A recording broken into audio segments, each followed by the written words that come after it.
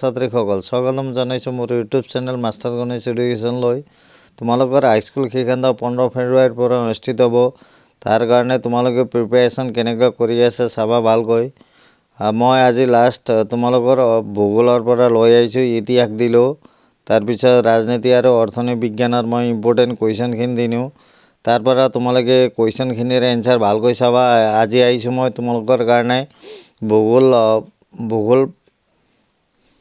ভূগোল বিষয়ৰ পৰা।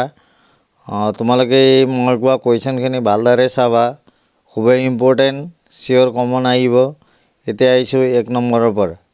অৰ্থনীতি ভূগোল কাক বোলে, ইয়াৰ মূল বিষয়বস্তু কি, অৰ্থনীতি ভূগোলৰ প্ৰধান শাখাবোৰ উল্লেখ কৰা, খুবেই ইম্পৰ্টেণ্ট।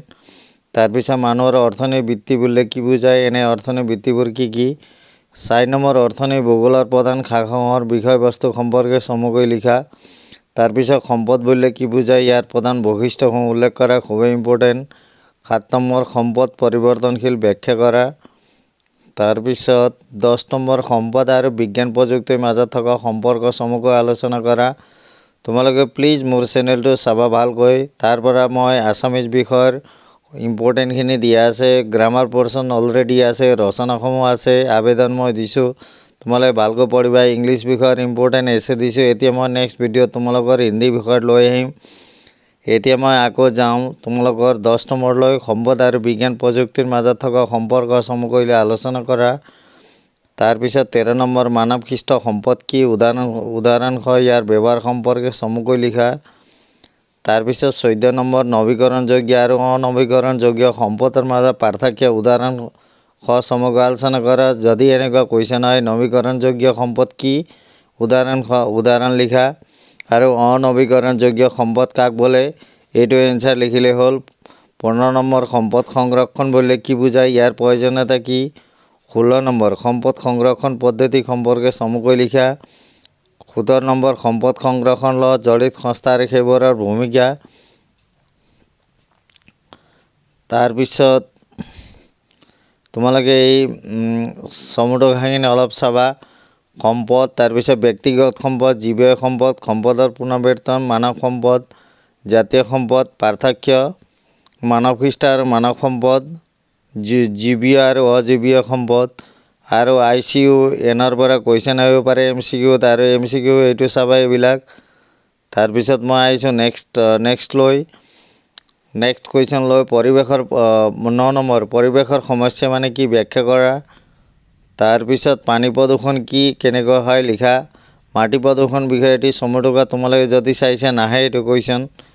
তাৰপিছত মৰুভূমি কাক বোলে, মৰুকৰণৰ সংজ্ঞা, খুবেই ইম্পৰ্টেণ্ট, মৰুকৰণৰ কাৰণ দৰ্শোৱা। তাৰপিছত গোলকীয় উত্তাপ বৃদ্ধি কি, ইয়াৰ কাৰকবোৰ উল্লেখ কৰা, খুবেই ইম্পৰ্টেণ্ট।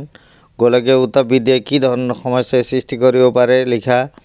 24 নম্বৰ গোলকীয় উত্তাপ বৃদ্ধি ৰোধ কৰাৰ উপায়।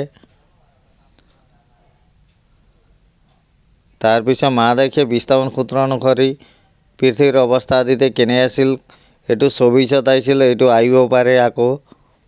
মহাসাগৰ আৰু মহাদেশসমূহৰ বিতৰণ সম্পৰ্কে চমুকৈ লিখা। পৃথিৱীৰ স্থলভাগৰ উপৰিভাগত থকা ভূ-অৱক্ষয়সমূহৰ বিষয়ে চমুকৈ লিখা।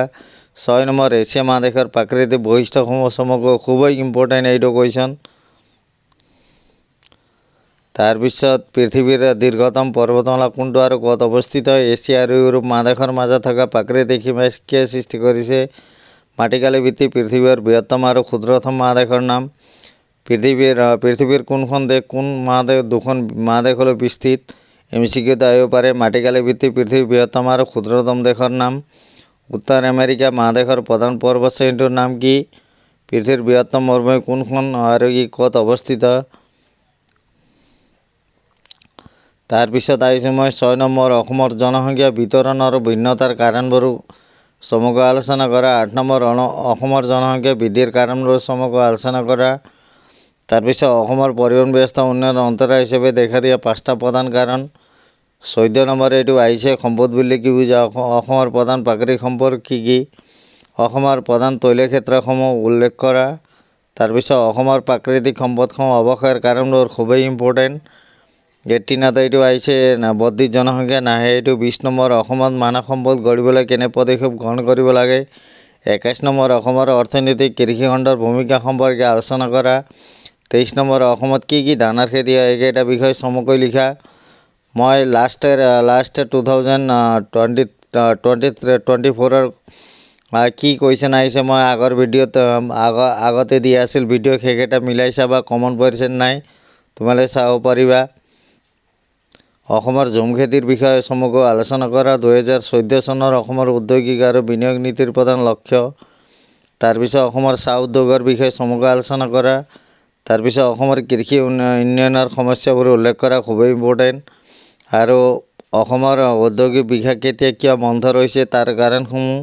আৰু 34 নম্বৰ এইটো ইম্পৰ্টেণ্ট, অসমৰ পৰ্যটন উদ্যোগৰ সমস্যা। ছ'চিয়েল ছায়েন্সৰ মই এইকেইটা কুৱেশ্যন দিয়া আছে ইতিহাস বিষয়ৰ, তাৰপিছত ৰাজনীতি বিজ্ঞান, অৰ্থনৈতিক, এইটো ভূগোল হয়।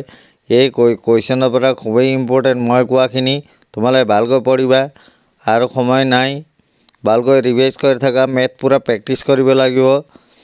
আৰু তোমালোকৰ সহযোগিতাৰ কাৰণে মই 1090 ছাবস্ক্ৰাইব কমপ্লিট হ'ল। এতিয়া তোমালোকৰ সহায়ৰ মোৰ ৱাচ টাইম 1500 মান লাগিব। তোমালোকে ভালকৈ হেল্প কৰিবা। ধন্যবাদ মোৰ মৰমৰ ছাত্ৰ ছাত্ৰীসকল।